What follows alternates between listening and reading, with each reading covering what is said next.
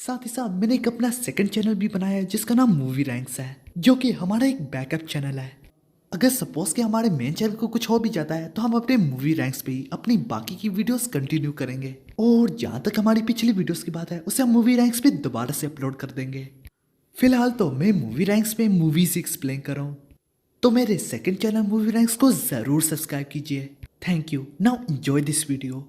हमारी एपिसोड की शुरुआत में हमें अगले मैच के बारे में दिखाया जाता है, जो कि Muhammad Ali versus sea king जो के बीच में होता। दूसरी तरफ मैच से पहले मोहम्मद अली खुद को वार्म अप कर रहा होता। तभी वहाँ पे आती है कोसवे। कोसवे कहती है, मैं काफी हैरान हूँ कि तुम भी इस टूर्नामेंट में पार्टिसिपेट कर रहे हो। मोहम्मद अली मुस्कुराते हुए कहता, उसकी फिक्र मत करो क्योंकि विनर मैं ही होऊंगा। और तुम्हारी साइड से कौन लड़ रहा है? जिस पर कोसवे उसे अपने और बाकी के बारे में सब कुछ बता देती, जो कि उसकी कंडीशन के बारे में, वो मैच में पार्टिसिपेट करेगा और साथ ही साथ उसका बॉयफ्रेंड भी है। मोहम्मद अली को ये सुन के काफी बुरा लगता कि बाकी अब अपनी कंडीशन में नहीं है। ये सुनने के बाद कोसवे की आंखों में दोबारा से आंसू भर आते, जिस पर मोहम्मद अली उसे तसल्ली देने लगता और वो कहता, चलो चलो मिलके दुआ करते हैं बाकी के लिए। यूं ही वो कोसवे को गले लगाते ही मजीद बोलने लगता, दुआएं जो कि सिर्फ अपने लिए नहीं होती, या फिर नाउमीदी ख्वाहिश के लिए, जो कि एक डिटर्मिनेशन है, चाहे हमने उस गोल तक लाजमी पहुंचना है जो भी हो जाए। तो चलो मिलके दुआ करते हैं बाकी तब तक महफूज रहे जब तक वो मेरे मुकाबले में नहीं आता।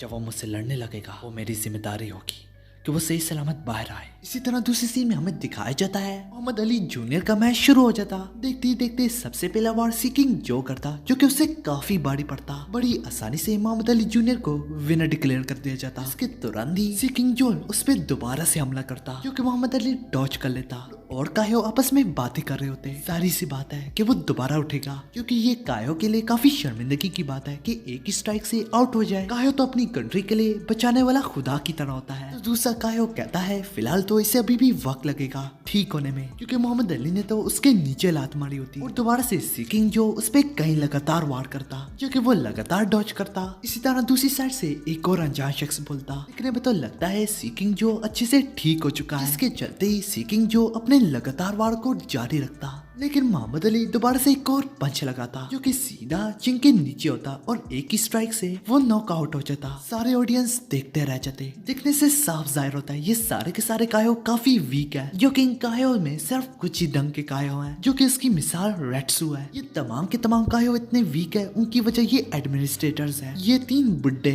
खैर दोबारा से वही अनजान कायो बोलता है, मोहम्मद अली उसके ठीक होने का इंतजार नहीं कर रहा था, वो तो इसी मौके की तलाश में था ताकि वो एक जबरदस्त स्पीड वाला पंच लगा सके। इसी तरह हमें दोबारा से मैचेस के बारे में दिखाया जाता है, जो कि बाकी हारमा वर्सेस सी किंग ली के बीच में होता। हालांकि दूसरी सीन में बाकी के मुंह से काफी खून निकल होता, क्योंकि वो भी वार्मिंग अप या ट्रेनिंग कर रहा होता। रेट्सू से कहता है, बाकी तुम्हारा अपोनेंट सी किंग ली है, जो कि चाइना का बेस्ट पॉइजन हैंड यूजर है। वैसे भी मुझे उम्मीद थी कि तुम्हारा मुकाबला इससे ही होगा, जो कि तुम्हारी काफी खुशनसीबी है। तो बाकी कहता है, खुशनसीबी हाँ, पर तुम ऐसा कैसे कह सकते हो? सी किंग का टाइटल ही उसे काफी खतरनाक बनाता है, साथ ही साथ वो पॉइजन हैंड यूजर भी है। तभी रेट्सू कहता है, हालांकि इन सब के बावजूद भी, जो कि मैं शर्त लगा के बता सकता हूँ कि तुम इस चैलेंज में जरूर लड़ोगे। लेकिन यहाँ पे तो ज्यादा हालत कोसवे की खराब हो रही होती। वो चिल्लाते हुए कहती कि तुम मजाक कर रहे हो, तुम शर्तें लगा रहे हो, जिसके चलते ही कोसवे अपने कमजोर हाथों से रेट्सू को मारने लगती और मारती चली जाती। इन सब के बाद बाकी उसे रोक लेता और उसे गले लगाता। गले लगाते ही कहता है, सब कुछ ठीक हो जाएगा, तुम ही हो जो कि मुझे काफी हिम्मत देती हो, तो आखिर मैं कैसे हार सकता हूँ। इसी में सीन शिफ्ट होता और बाकी लड़ने के लिए तैयार होता। सारे लोग बाकी की बॉडी देखते ही परेशान हो जाते। इसी तरह हमें बाकी के सामने बाकी का अपोनेंट के बारे में दिखाया जाता, द पॉइजन हैंड यूजर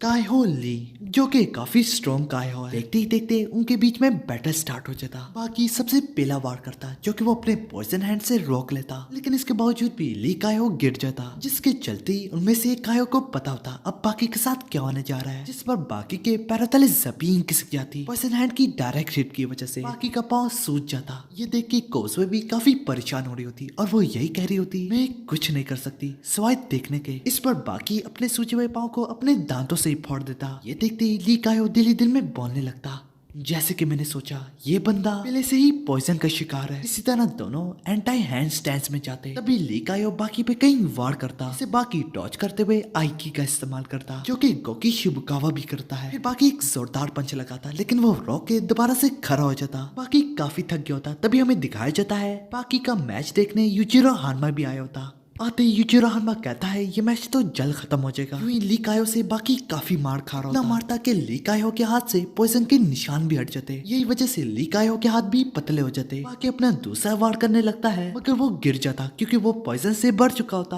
बाकी का काफी खून निकलता। उसके सामने होती कोज़वे। कोज़वे कहती है बाकी तुम कितने बदल गए हो, तुम्हारा स्टील जैसे जिस्म था, काफी कुछ बदल गया। रेट्सो भी काफी परेशान हो रहा था। कोज़वे मजीद बोलती जरूर तुम बाहर से बदले हो पर अंदर से तुम वही हो। जबकि दूसरी तरफ यूजिरो हानमा काफी खुश हो रहा था और वो कहता इसके पास तो काफी जबरदस्त लड़की है। अब इतना कुछ देखने के बाद रेट्सो के भी पैर तले जमीन खिसक जाती और वो कहता पॉइजन तो रिवर्स हो गया। उसके चलते ही बाकी दोबारा उठता। कोज़वे देखती रह जाती। उठते ही बाकी कोज़वे का आंसू पी लेता। कोज़वे को घूरने लगता क्योंकि कायोली पीछे से वार करने के लिए तैयार होता जो कि बाकी बड़ी करीबी से डॉज करता। यूजिरो हानमा के साथ ही साथ रेट्सो भी काफी खुश होता और वो चिल्लाते हुए कहता बाकी हील हो गया। वो कोज़वे से भी यही कहता है बाकी हील हो चुका है, अब फिक्र करने की कोई बात नहीं। यूजिरो बोलता है तुम्हारी इसी कायो ने उसे ठीक कर डाला। यूजिरो बोलने लगता the dark art of poison hand. सबसे पहली बार जब चाइना से जापान आया था 1514 में, उसकी ट्रेनिंग के लिए 7 वॉल्यूम्स थे। इसमें पॉइजन हैंड के मेथड और उसकी ट्रेनिंग के बारे में सारी डिटेलिंग थी। पर उस जमाने के वारलॉर्ड ने सिर्फ और सिर्फ निंजा को इजाजत दी थी ये सीखने के लिए और अपने राइवल्स के 90 सोल्जर मारे उन्होंने। इसके चलते ही पॉइजन हैंड 4th सेंचुरी तक जनरेशन टू जनरेशन फैलता चला गया। पर ये सब कुछ नहीं है जो कि मैंने तुम्हें कहा था कि 7 वॉल्यूम्स है, पर असल में 4 और वॉल्यूम्स भी थे। 2 सेट येन और येन जो कि बाकी 5 येन थे। उनमें ये भी बताया गया था कि ये रिवर्स कैसे हो सकता है। बाकी अपने जिस्म को महसूस कर पाता, बाकी काफी हल्का हो गया होता, मतलब कि पॉइजन का बोझ उससे उठ गया होता। यही वजह से इस बार बाकी उसके हमले को काफी आसानी से रोक पा रहा होता। सारे लोग काफी परेशान होते कि तुरंत से इससे क्या हो गया, ये तो ली के हमले को पहले से ही रोक लेता है, मतलब कि वो जैसे ही वार करने लगता है तो उससे पहले ही रोक लेता है। ली कायो भी कहता है दिखने से तो लगता है कि तुम्हारा पॉइजन खत्म हो गया पर मुझे नहीं पता आखिर कैसे। शायद येन और येन की वजह से